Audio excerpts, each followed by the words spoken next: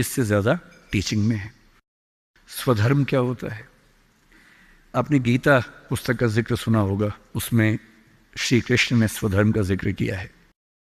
यहाँ बहुत सारे बच्चे बौद्ध समाज से होंगे, महात्मा बुद्ध ने भी इस बात पर खूब जोर दिया है। सारे धर्मों, सारे दर्शनों का जो सार है वो ये है, हर व्यक्ति हर काम के लिए फिट नहीं होता है। दो चीजों पे गौर करना है। पहला, मैं क्या अच्छा कर सकता हूं, मैं कैपेबल किस चीज के लिए हूं। दूसरा, मुझे क्या करने में मजा आता है। और जहां इन दोनों का इक्विलिब्रियम हो, जहां ये दोनों बातें मिल जाएं, वो आपका स्वधर्म है। यानी जैसे मैं सिंगर बनना चाहता था, पर मैं इतना गंदा गाता हूं कि मैं जब घर में गाता था मेरे पेरेंट्स बोलते तो मैं भारतीय सेना में चले जाना चाहिए, बिना बंदूक के विदेशी की तरह देख के गा देना, बस वैसे ही मर जाएंगे सारे के सारे। सही बात है भाई, ये भी ठीक बात है। तो मेरा मन था कि मैं सिंगर बनूं, पर गला कौवे जैसा भगवान ने दिया, कोयल जैसा नहीं दिया, तो मैं सिंगर नहीं बनूंगा। मेरे मन से क्या होता है, अच्छा लगने से क्या होता है भाई, सुने भी तो कोई मेरी बात को, मेरे गाने को सुने भी तो सही कोई। तो मेरा मन क्या करता है काफी नहीं है। दो चीजें हैं, मैं क्या कर सकता हूं। मैं बचपन से स्कूल में डिबेटिंग करता था, मेरे पेरेंट्स ने मुझे बड़ा सपोर्ट किया, और बचपन से ही मेरे पेरेंट्स ने, टीचर्स ने कहा कि तुम कुछ ऐसा करना कि मंच पर रह सको, पॉलिटिक्स में जाओ, एमपी बनो। तब मेरा मन भी पॉलिटिक्स में आने का था, स्कूल लाइफ में बहुत ज़्यादा मन था उस समय, बाद में नहीं रहा। तुम पॉलिटिक्स में जाओ, तुम वकील बनो, क्योंकि जब कोर्ट केस लड़ोगे तुम्हें बोलने की ताकत भगवान ने दी है, उसका इस्तेमाल करो। या टीचर बनो। टीचर की छवि हमारे समाज में बहुत अच्छी नहीं होती थी, हालांकि मेरे पेरेंट्स टीचर ही हैं दोनों, पर हमारे समाज में टीचर की छवि होती है। और हमारे देश का दुर्भाग्य है कि जो प्रोफेशन देश को गढ़ता है उसकी छवि बहुत अच्छी नहीं है। टीचर बनना बहुत लोगों का सपना नहीं है, मेरा तो है। और मेरा स्वधर्म, मैंने महसूस कर लिया कि मेरा स्वधर्म टीचिंग है। और स्वधर्म का मतलब वही दो बातें जो मैं कर सकता हूं और जो मैं करना चाहता भी हूं। आपके मुख्यमंत्री जी अच्छे टीचर रहे होंगे, पर उनको बार बार मन में आता होगा कि मैं जनता के बीच जाकर उनके साथ काम करके क्यों ना कुछ ऐसा करूं कि पॉलिसी मेकिंग में आऊं। उनका स्वधर्म उनको वहां खींच के ले गया, तो उन्होंने वो किया। और इस दुनिया में जो भी सफल इंसान आपको देखे, कोई भी सफल व्यक्ति देखे, किसी भी फील्ड का हो, आप हमेशा देखेंगे वो वही व्यक्ति है जो अपने स्वधर्म पे चल रहा है, जिसने वही रास्ता चुना जो उसकी क्षमताओं यानी कि कैपेबिलिटीज और उसके इंटरेस्ट यानी कि उसकी इच्छाओं से मैच करता था। तो आप सबसे मैं कह रहा हूं कि आईएएस या पीसीएस या सरकारी नौकरी की अंधी दौड़ में मत दौड़िए। मैंने बहुत सरकारी नौकरी वालों को देखा है दुखी रहते हुए। सरकारी नौकरी में अच्छा वेतन है तब भी दुखी है, क्योंकि वो नहीं कर पा रहे जो दरअसल करना चाहते थे। सरकारी नौकरी में क्या होता है, सुरक्षा मिलती है, सेफ्टी होती है, सिक्योरिटी होती है, सम्मान मिलता है, समाज के लोग पूछते हैं आपको कि आप सरकारी नौकरी में हैं। गस्टेड ऑफिसर होंगे तो स्टैंप लगा के साइन करने की ताकत आ जाती है। आप जज हैं तो आपकी बात में वजन होता है। आप आईएएस आईपीएस है तो आप पूरा राज्य या देश चला रहे हैं। तो ताकत तो है, अच्छा है, सुरक्षा बहुत ज्यादा है। सबसे पहले ध्यान से सोचिए कि आप अपने जीवन से चाहते क्या है। मैंने जब नौकरी की तो मैंने फील किया कि इस नौकरी से मेरी जो मूल ज़रूरतें हैं वो पूरी हो नहीं पा रही। क्या ज़रूरतें हैं? मुझे अच्छा लगता है कि मैं खूब पढ़ूं और मंच पे खूब बोलूं। वहां कहा कि अब मंच पे जा ही नहीं सकते, कोड ऑफ कंडक्ट। मैंने कहा यार, जिस चीज़ के लिए पैदा हुआ वही नहीं कर पाऊंगा मैं तो।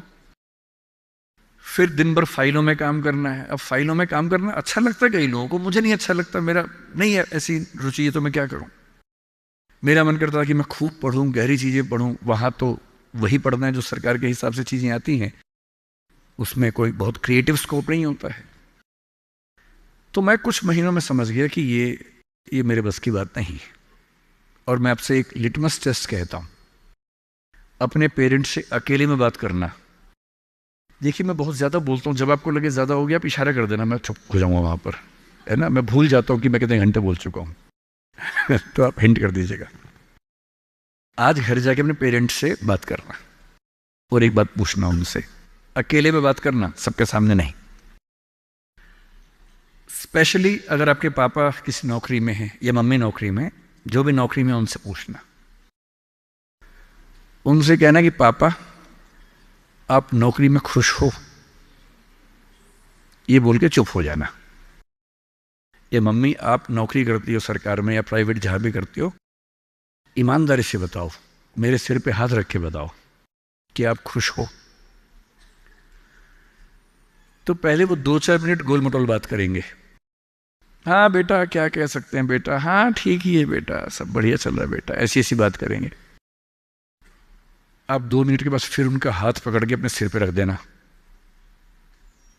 अब बोलना, आपको मेरी कसम में झूठ बोला तो मर जाऊंगी, मर जाऊंगा। झूठ मत बोलना, सच्ची बताओ आप खुश हो।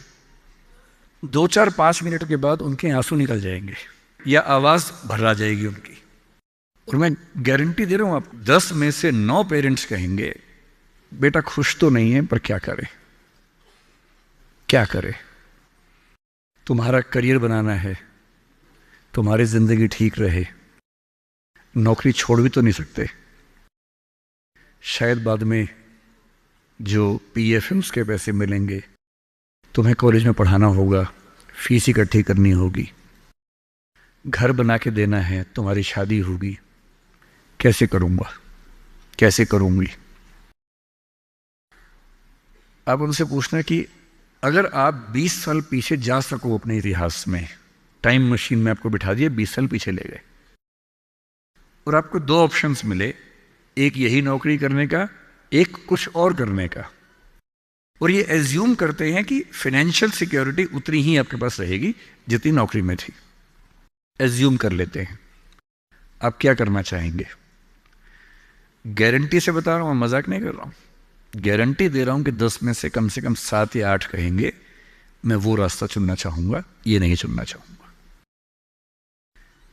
इसलिए सिर्फ सिक्योरिटी जिंदगी में काम नहीं आती है, जिंदगी में बहुत कुछ काम आता है।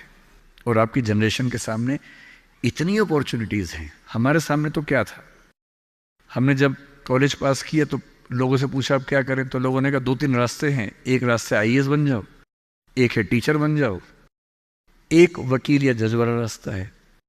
तो हमने 2 रास्ते चुन लिए, टीचर और आईएएस। टीचर का चुना इसलिए मैंने एमए किया, एमफिल किया, पीएचडी किया, यूजीसी नेट जेआरएफ का एग्जाम दिया कि ठीक है टीचर बन जाएंगे। तब तक आईएएस में इसमें एलाइड में हो गया तो वहां जाके देख लिया। जल्दी ही समझ में आ गया कि दोनों में उतना मजा नहीं आ रहा है तो दोनों छोड़ दिया। लेकिन उस समय छोड़ दिया, अगर 2-4 साल कर लेता तो आज तक वही कर रहा होता। क्योंकि वो जो सुरक्षा है ना, दलदल जैसी होती है, एक बार दलदल में घुस गए बाहर निकलना बड़ा मुश्किल है। लेकिन आपकी जनरेशन का सोचिए, जब मैं अपने आसपास देखता हूं, मेरे बहुत सारे दोस्त सोशल मीडिया पे काफ़ी सक्सेसफुल हैं, फिल्म इंडस्ट्री में हैं। उनमें से एक ने मुझसे पूछा कि सर मैंने 30 साल नौकरी की है और मैं अपनी फील्ड में लगभग टॉप पे हूं। मान लीजिए मैं आपसे पूछूं, ये प्राइवेट सेक्टर की बात है, एक टीवी चैनल के टॉप व्यक्ति के बारे में बता रहा हूं मैं आपको। उसने कहा कि अगर मैं आपसे पूछूं कि मैंने ठीक किया या गलत किया तो आप क्या सलाह देंगे? मैंने कहा सलाह तो मैं क्या आपको दूंगा, आप मुझसे बड़े हैं, सलाह तो मैं आपसे ले लेता हूं बल्कि, लेकिन अगर आप मेरा ओपिनियन चाह रहे हैं तो मैं आपको केवल एक बात बता के समझाता हूं।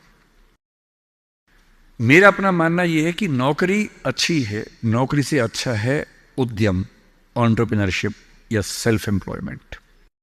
ये बात मैंने कई मंचों पे कही है। कुछ दिन पहले मैं दिल्ली का एक बहुत प्रतिष्ठित कॉलेज है, Shriram college of commerce, SRCC, वहां मैं गया था।